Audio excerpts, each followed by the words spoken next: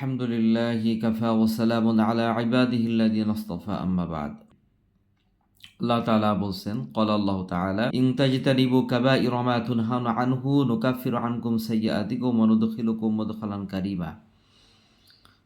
তোমরা যদি বড় গুনাহে কবিরা থেকে বেঁচে থাকো, তাহলে পারে আল্লাহ তাআলা তোমাদেরকে যে ছোট ছোট গুনাহ রয়েছে বিভিন্ন আমলের মাধ্যমে আল্লাহ সেই গুনাহগুলোকে ক্ষমা করে দেবেন, মাফ করে দেবেন।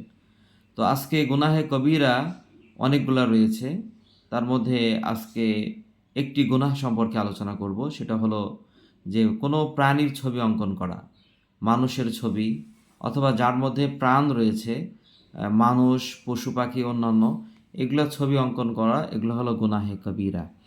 আব্দুল্লাহ ইবনে মাসউদ রাদিয়াল্লাহু তাআলা থেকে বর্ণিত একটি হাদিস, নবী সাল্লাল্লাহু আলাইহি ওয়াসাল্লাম বলছেন, ইন্না আশাদ্দান নাসি আযাবান ইনদাল্লাহি ইয়াওমাল কিয়ামাতি আল মুসাউবিরুন। কিয়ামতের দিন সবচেয়ে ভয়াবহ শাস্তি হবে ওই ব্যক্তির যে আল মুসাউবিরুন, যে ছবি অঙ্কন করে। হাদিসটি বুখারী মুসলিমে বর্ণিত হয়েছে। এই জন্য ছবি অঙ্কন করা, ছবি বাঁধাই করে রাখা, এই দুটোটাই গুনাহে কবিরা। এই জন্য ছবি আঁকা কিংবা ছবি বাঁধাই করে রাখা, এখান থেকে মুসলমানদেরকে বিরত থাকতে হবে, মুসলমানদের সন্তানদেরকেও বিরত রাখতে হবে। আরেকটি হাদিস হযরত আবু হুরায়রা রাদিয়াল্লাহু তাআলা থেকে বর্ণিত, নবী পাক সাল্লাল্লাহু আলাইহি ওয়াসাল্লাম বলেছেন, ওমান আযলামু মিম্মান যাহাবা ইয়াখলুকু কা খালকি। ওই ব্যক্তির চেয়ে বড় জালেম আর কে আছে, যে আল্লাহর সৃষ্টির মধ্যে সৃষ্টি করতে তৎপর। অর্থাৎ ছবি যে হারাম, ছবি অঙ্কন করা, ছবি আঁকা যে হারাম, এর রিজন হলো যে আল্লাহ পাক রব্বুল আলামিন তিনি হলেন খালেক, স্রষ্টা। সুতরাং যে ছবি আঁকাচ্ছে, যে কোনো ভাস্কর্য তৈরি করছে বা ছবি আঁকাচ্ছে, সে এটা প্রমাণ করতে চায় যে সেও আল্লাহ যেভাবে তৈরি করেছেন সেও তৈরি করতে সক্ষম। সুতরাং কিয়ামতের দিন আল্লাহ বলবেন, তুমি যে ছবিগুলো আঁকাইছিলে, অঙ্কন করেছিলে, এগুলোর মধ্যে তুমি প্রাণ সঞ্চার করো।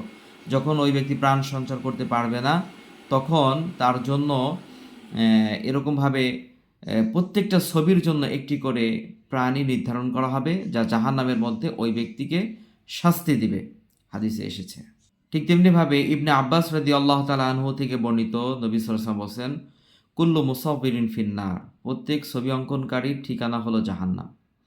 সুতরাং স্পষ্ট এই সমস্ত হাদিস থেকে আমরা বুঝতে পারি, জানতে পারি যে ছবি অঙ্কন করা, কোনো প্রাণীর ছবি অঙ্কন করা কোনোভাবেই বৈধ নয়। ইবনে আব্বাস রাদিয়াল্লাহু তাআলা আনহু এই হাদিসের শেষ অংশে বলেছেন, ওয়াকালা ইন কুনতা লা বুদ্দা ফাইলান ফাসনা আশ-শাজারা। যদি কোনো ব্যক্তি কোনো কিছু আঁকাআঁকি করতে তার মন চায়, আর্টিস্ট হইতে মন চায়, তাহলে পারে সে যেন গাছ, তারপরে নদী নালা, চাঁদ সূর্য, এগুলোর ছবি অঙ্কন করে যার মধ্যে রূহ নাই, জীবন নাই। বলেছেন, লা তাদখুলুল মালাইকাতু বাইতান ফিহি কালবুন। ওই ঘরের মধ্যে, ওই অফিসে রহমতের ফেরেশতা প্রবেশ করে না যেখানে কুকুর থাকে। আমরা অনেক মানুষকে মহাব্বত করি, ভালোবাসি, আর ভালোবেসে তাদের ছবিকে টাঙিয়ে রাখে, কোনো নেতা নেত্রী হোক, অথবা ভালোবাসার খাতিরে নিজের পিতামাতার ছবি বাঁধাই করে টাঙিয়ে রাখা, এগুলা কোনোটাই শরীয়তে বৈধ নয়। যদি ছবি রাখা যদি বৈধই হতো, ছবি অঙ্কন করা যদি বৈধ হতো, তাহলে আমরা তো নবীদের ছবি টাঙিয়ে রাখতাম কিংবা সাহাবীদের ছবি বাঁধাই করে ঝুলিয়ে রাখতাম। তো ইসলামে এর কোনোটারই স্থান নেই। সুতরাং কোনো প্রতিষ্ঠান বা ব্যক্তি উদ্যোগে বাচ্চাদেরকে যদি দিয়ে ছবি অঙ্কন করার কাজ করায়, তাহলে পারে সেখানে গাছ, সূর্য, চন্দ্র, নদী, এগুলো আঁকাআঁকি করতে পারে, কিন্তু কোনো প্রাণীর ছবি অঙ্কন করা কোনো মানুষের জন্য এটা বৈধ নয়।